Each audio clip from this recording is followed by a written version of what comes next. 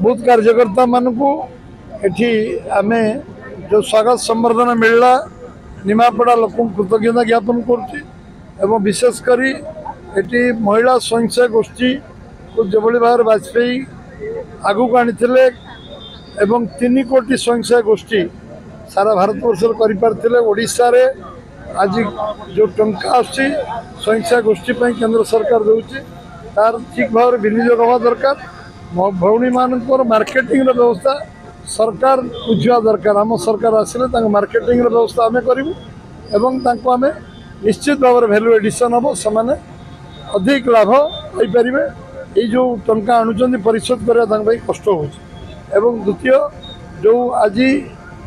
eighty दुर्नीति भ्रष्टाचार विरुद्ध रे भारतीय जनता पार्टी लड़ुची संग्राम करुच्चे सरकार आसिले दुर्नीति भ्रष्टाचार लोप पाइब ओडिशार सामग्री विकास हम जो खनिज संपद जल संपद जोटा अच्छे तार पूर्ण विनियोग करा ये